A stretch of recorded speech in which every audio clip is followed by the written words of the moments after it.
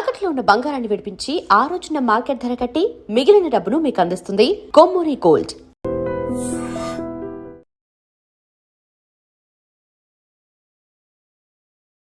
Welcome to iDream media. So cholesterol levels ఎక్కువగా ఉంటే heart attack వస్తుందని చెప్తూ ఉంటారు. అసలు ఏంటి లెవెల్స్ ఎంత ఉండాలి, కొలెస్ట్రాల్ అనేది ఎందుకు పెరుగుతుంది బాడీలో, మరి ఎట్లా తగ్గించుకోవాలి న్యాచురల్గా, వివరాలు తెలుసుకుందాం. ఈరోజు మనతో పాటు ఉన్నారు ప్రముఖ ఇంటర్వెన్షనల్ కార్డియాలజిస్ట్ డాక్టర్ కావ్య గారు from KIMS sunshine Begumpet. Doctor గారు నమస్తే అండి. డాక్టర్ గారు, జనరల్గానే కొలెస్ట్రాల్ బాగా ఎక్కువైంది, హార్ట్ అటాక్ వచ్చింది అని చెప్తూ ఉంటారు. కొలెస్ట్రాల్ అనేది మన బాడీలో ఎందుకు ఎక్కువ అవుతుంది, ఎంత లెవెల్ వరకు ఉంటే అది ఎక్కువగా అంటాము, ఇది గుండె హార్ట్ అటాక్కి ఎలా దారితీస్తుంది? మీరు అన్నట్టు కొలెస్ట్రాల్ ఎక్కువ ఉండడం చాలా పెద్ద కారణం హార్ట్ అటాక్ రావడానికి.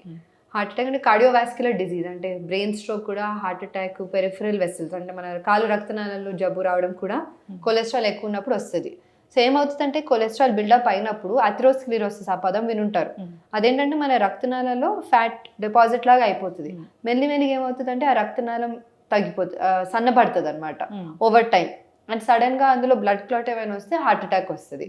సో ఈ కొలెస్ట్రాల్ ఎక్కువ ఎలా అవుతుంది, మెయిన్లీ మన డయట్ ఒకవేళ fried foods, fast foods, deep fatty foods ఉన్నప్పుడు కొలెస్ట్రాల్ లెవెల్స్ పెరుగుతాయి. ఇంకొక కారణం ఏంటంటే ఫ్యామిలియర్ హైపర్ కొలెస్ట్రాలిమియా అని ఉంటాయి. ఫ్యామిలీ హిస్టరీలో ఫ్యామిలియర్ టెండెన్సీస్ ఉంటాయి జెనెటిక్ గానే వేరే వేరే కొలెస్ట్రాల్స్ పెరగడానికి బాడీలో. సో అవి కూడా ఎక్కువ ఉన్నప్పుడు హార్ట్ అటాక్ కి ప్రీడిస్పోజిషన్ ఇస్తుంది. ఓకే, అంటే ఈ లెవెల్ ఉంది ఇప్పుడు హార్ట్ అటాక్ వస్తుంది అంటే ఎంత లెవెల్స్ ఉంటే మనం చెప్తాం? అంటే ఇప్పుడు మన ఇండియన్ పాపులేషన్ కి ఆన్ యావరేజ్ ఎల్డిఎల్ కొలెస్ట్రాల్ అనేది మనం ఎక్కువ చూస్తాం. ఎల్డిఎల్ అంటే లో డెన్సిటీ లైపోప్రోటీన్ కొలెస్ట్రాల్. వేరే వేరే రకమైన కొలెస్ట్రాల్స్ ఉంటాయి, మీరు లిపిడ్ ప్రొఫైల్ లో చూస్తుంటారు. At least around 6-7 tests order. అందులో ఎల్డిఎల్ కొలెస్ట్రాల్ అనేది అన్ని స్టడీస్ లో ఎక్కువ రీసెర్చ్ అయింది ఆ మాలిక్యూల్ మీద, ఆ కాంపౌండ్ మీద. సో ఎల్డిఎల్ కొలెస్ట్రాల్ మన టార్గెట్ వచ్చేసి less than 100 on average in Indian population. ఒక దానికి వేరే రిస్క్ ఫ్యాక్టర్స్ చూస్తాం అనమాట. హిస్టరీ ఆఫ్ డయాబెటీస్ ఉందా, హైపర్ టెన్షన్ ఉందా, ఫ్యామిలీ హిస్టరీ ఉందా, కిడ్నీ డిజీజ్ ఉందా, అవన్నీ చూస్తాము. ఒకవేళ ఈ రిస్క్ ఫ్యాక్టర్స్ ఉన్నాయి అంటే ఆ రిస్క్ ఫ్యాక్టర్స్ ఉన్న వాళ్ళకి మన టార్గెట్ వచ్చేసి ఇంకా స్ట్రిక్ట్ గా ఉండాలన్నమాట. అప్పుడు మన లెవెల్స్ less than 70 ఉండాలి. All the more heart attack ఉంది, ప్రీవియస్ గా బైపాస్ సర్జరీ అయింది, లేదా ప్రీవియస్ గా స్టెంటింగ్ అయింది, ఆ పేషెంట్స్ లో ఇంకా తక్కువ ఉండాలి. less than 55 ఉంటే మంచిది ఆ పేషెంట్స్ లో. So depending on age, risk factors, past history, cardiac disease ఉందా లేదా, స్టెంట్ వేసారని మన లెవెల్స్ ఇంకా తక్కువ ఉంటే అంత మంచిది. ఓకే, అంటే ఈ కొలెస్ట్రాల్ లెవెల్స్ని ఆహార నియమాలు పాటించడం ద్వారా తగ్గించుకోవచ్చా, లేదంటే ఏదైనా మందులు ఉంటాయా? ఇప్పుడు ఒకవేళ పెద్దగా రిస్క్ ఫ్యాక్టర్స్ లేవు, రిలేటివ్గా యంగ్గా ఉన్నారంటే మనం ఫస్ట్ ముందు మీరు అన్నట్టు ఎక్సర్సైజ్ ద్వారా అండ్ డయట్ ద్వారా మార్పులు చూస్తాం ముందు. దాని వెంటనే life style and diet changes, ఆ మోడిఫికేషన్ ఒక 3 నెలలు చూస్తాము. మేబీ 120 ఉంది ఫస్ట్, ఆర్ 150 ఉండొచ్చు. ముందు ఇది చేయమంటాం, regular exercise 30 minutes a day, 5 days a week exercise.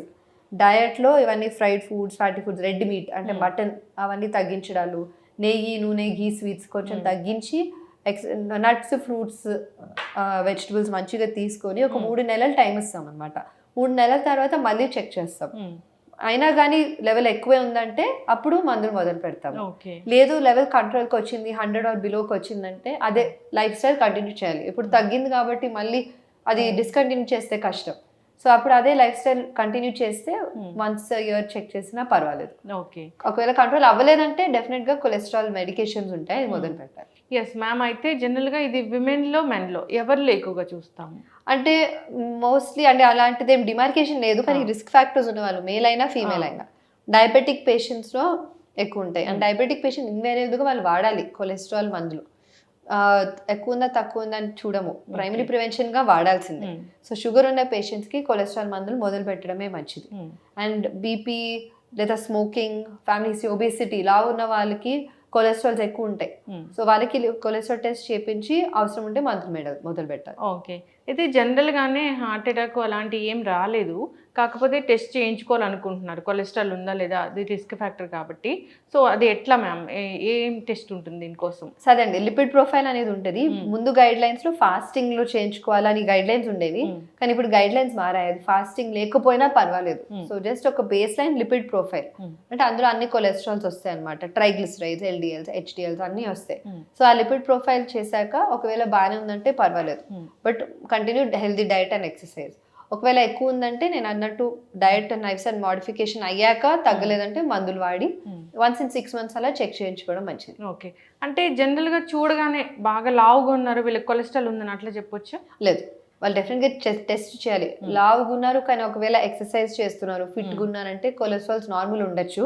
కానీ మీరు అన్నట్టు ఒబీస్ ఉన్న పేషెంట్స్, లావుగా ఉన్న పేషెంట్స్కి కొలెస్ట్రాల్ ఎక్కువ ఉండే ఛాన్స్ చాలా ఎక్కువ ఉంటుంది. ఓకే. అంటే మ్యామ్ జనరల్గా చెప్తూ ఉంటారు ఆయిల్స్, రకరకాల ఆయిల్స్ మనం వాడుతూ ఉంటాం, రిఫైన్డ్ ఆయిల్స్, వాటి వల్ల కూడా ఈ కొలెస్ట్రాల్ పెరుగుతుంది అని. సో దానిలో నిజం ఎంత, మరి ఆయిల్స్ అంటే ఎలాంటివి వాడాలి? అంటే అవి చాలా ఐడియల్ సినారియోలో ఆలివ్ ఆయిల్ అవన్నిట్లో కొద్దిగా తక్కువ ఉండేది, కానీ అవన్నీ ప్రాక్టికల్ సొల్యూషన్స్ కాదు. చాలా ఎక్స్పెన్సివ్గా ఉంటాయి, అస్సలు not practical, not reasonable.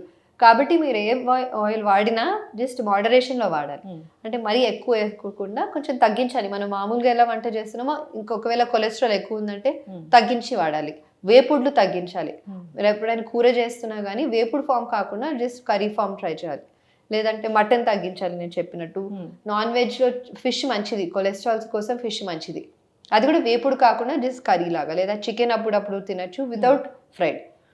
All deep fried items, అప్పడాలు, బజ్జీలు, సమోసాలు అవన్నీ తగ్గించాలి. అండ్ ఈ మధ్యన ఫాస్ట్ ఫుడ్ కల్చర్ చాలా ఎక్కువైంది మన in everywhere, the whole world. So అది తగ్గించాలి. అంటే ఒక క్లిక్ ఆఫ్ ద బటన్లో French fries, burger any time of the day కూడా మనం అర్ధరాత్రి 12 o'clock కూడా మనం ఆర్డర్ చేసుకోవచ్చు. అవన్నీ కొద్దిగా కంట్రోల్ చేస్తే కొలెస్ట్రాల్స్ చాలా వరకు తగ్గుతాయి. ఎస్, ఖచ్చితంగా మ్యామ్, చాలా చక్కగా చెప్పారు. అయితే ఈ మధ్యకాలంలో పేషెంట్స్ ఈ ఇష్యూతోని, కొలెస్ట్రాల్ బాగా ఎక్కువైంది, హార్ట్ అటాక్ వచ్చింది అనే ఇష్యూతోని ఎంతమంది వస్తున్నారు? చాలా మంది వస్తారండి. అంటే వాళ్ళు సిగరెట్ తాగకుండా, బీపీ షుగర్ లేకపోయినా కొలెస్ట్రాల్స్ ఎక్కువ ఉంటాయి. కొలెస్ట్రాల్స్ ఎక్కువ ఉండి కూడా హార్ట్ అటాక్ తో వస్తారు. అండ్ అదే ఫ్యామిలీ హిస్టరీలో ఉన్నప్పుడు, ఫ్యామిలీ హిస్టరీలో కొలెస్ట్రాల్స్ ఎక్కువ ఉన్నప్పుడు దే కమ్ యంగర్ ఏజ్ లో కూడా వస్తారు. ఓకే. అయితే వెజ్, నాన్ వెజ్ ఇలా చూసుకుంటే నాన్ వెజిటేరియన్స్లోనే ఇది రిస్క్ అనేది ఎక్కువగా ఉంటుందా? అంటే మటన్, రెడ్ మీట్, నేను అన్నట్టు రెడ్ మీట్ ఎక్కువ తినే వాళ్ళకి కొలెస్ట్రాల్స్ ఎక్కువ ఉంటాయి. సో మటన్ చాలా వరకు తగ్గించాలి. చికెన్ పర్వాలేదు, ఫిష్ మంచిది.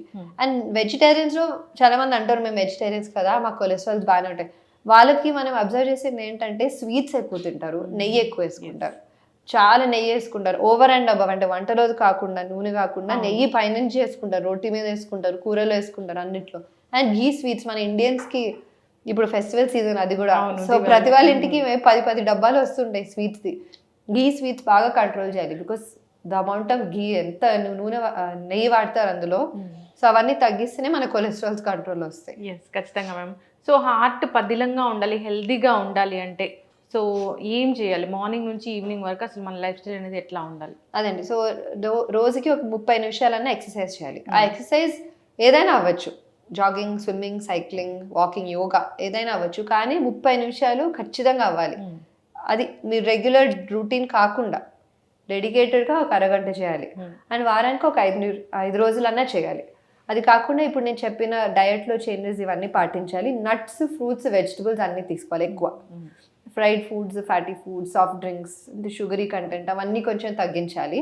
అండ్ డ్రింక్స్ ఒకవేళ చాలా రోజు తాగుతున్నారంటే అది కంట్రోల్ చేయాలి. వారానికి 1 to 2 times పర్వాలేదు. ఐడియల్గా అది కూడా తగ్గిస్తే మంచిది, కానీ వారానికి 1 to 2 times పర్వాలేదు. అండ్ సిగరెట్ స్మోకింగ్ చాలా వరకు కట్ డౌన్ అవ్వాలి, 0 అవ్వాలి cigarette smoking. And sound sleep. Yes, ఖచ్చితంగా మ్యామ్. స్లీప్ అసలు ఎవరికి లేదు. సో నిద్రపోవట్లేదు ఎవరు కూడాను. స్క్రీన్ టైం కూడా ఎక్కువ ఉంది. మీలాంటి డాక్టర్స్ అందరూ చెప్తూనే ఉంటారు జాగ్రత్తలు. స్ట్రెస్ కూడా చాలా స్ట్రెస్ పెరిగిపోయింది. సో ఎక్కువగా ఈ మధ్యకాలంలో చూస్తూ ఉన్నాం ఏంటంటే యంగ్ ఏజ్లో హార్ట్ అటాక్ వచ్చింది, అది తీసుకెళ్లే లోపే చనిపోయారు అని. సో ఇలాంటివి చూస్తూ ఉన్నాం, రిపీట్ అవ్వకుండా చూసుకోవాలని కోరుకున్నాం. సో డాక్టర్స్ అందరూ మంచి మంచి మెసేజ్లు ఇస్తూ ఉంటారు, ఇలాంటి మాధ్యమాల ద్వారా చెప్తూ ఉంటారు. అవేర్నెస్ అనేది వచ్చింది కానీ ఎక్కడెక్కడో మిస్టేక్ అనేది జరుగుతుంది. అదే మీరు అన్నట్టు అవేర్నెస్ చాలా వరకు పెరిగిందండి. ఎస్పెషలీ యంగర్ జనరేషన్లో కూడా వాళ్ళు అందరూ కొంచెం ఫిట్నెస్ అండ్ ఎక్సర్సైజింగ్, ఒబేసిటీ తగ్గించడం అవన్నిటి మీద కొంచెం ధ్యాస పెడుతున్నారు ఈ మధ్యన. బట్ ఇంకా చాలా వరకు చేయాలి. మీరు అన్నట్టు మిస్ అవుతున్నాయి. కొందరు ఏమనుకుంటారంటే ఇది కార్డియాక్ పెయిన్ కాదు, ఇది గ్యాస్ట్రిక్ పెయిన్ అయి ఉంటుంది అని వదిలేస్తారు. అప్పుడు లేట్ అయిన కొద్దికి ప్రాబ్లం ఇంకా పెరుగుతుంది. ఎస్, జనరల్గా అంటే ఖచ్చితంగా వచ్చింది గుండె నొప్పి అని ఎట్లా తెలుస్తుంది మ్యామ్? గ్యాస్ నొప్పి కూడా సేమ్ అట్లాగే ఉంటుంది. ఒక రకంగా ఉంటాయి, కానీ గుండె నొప్పి అంటే బరువు లేదా పిండేసినట్టు, నడిచినప్పుడు పెరగడము, కూర్చుంటే తగ్గడము, చెమటలు రావడం, ఆయాసం రావడం, ఇవన్నీ గుండె నొప్పిలా ఫీచర్స్ అనమాట. And time of the day జనరల్గా ఎర్లీ మార్నింగ్ 3 to 4 మధ్యలో ఎక్కువ ఉంటాయి హార్ట్ అటాక్స్. గ్యాస్ట్రిక్ పెయిన్ కూర్చున్నప్పుడు కూడా వస్తుంది, నడిచినప్పుడు ఎక్కువ అవ్వదు, మంటలాగా అనిపిస్తుంది, కింద నుంచి పైన వరకు మంటలాగా అంటారు, అండ్ స్వెట్టింగ్ అవన్నీ ఉండవు ఎక్కువ. సో అది గ్యాస్ట్రిక్ పెయిన్. కొన్నిసార్లు కార్డియాక్ పెయిన్ కూడా మంటలానే అనిపించవచ్చు. సో గ్యాస్ట్రిక్ పెయిన్ అనుకొని హాస్పిటల్కి వెళ్ళి ఈసీజీ తీయించుకోవడం మంచిది. కార్డియాక్ పెయిన్, ఒకవేళ కార్డియాక్ పెయిన్ వదిలేస్తే అది కష్టం. గ్యాస్ట్రిక్ పెయిన్ కార్డియాక్ పెయిన్ అనుకొని వెళ్ళడం హాస్పిటల్కి పర్వాలేదు. కార్డియాక్ పెయిన్ గ్యాస్ట్రిక్ పెయిన్ అని వదిలేయడం కష్టం.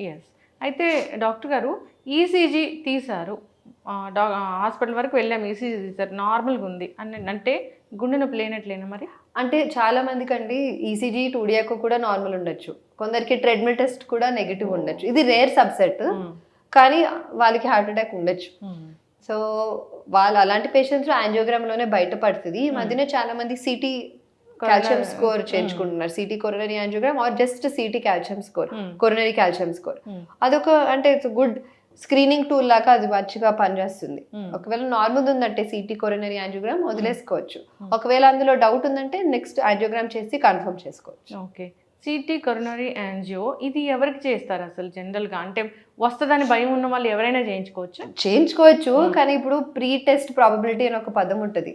అదేంటంటే యంగ్ ఇండివిజువల్ యాక్టివ్గా ఉన్నారు, రోజు 1-2 కిలోమీటర్స్ నడుస్తున్నారు ఇబ్బంది లేకుండా అంటే వాళ్ళలో చేయడంలో అర్థం లేదు.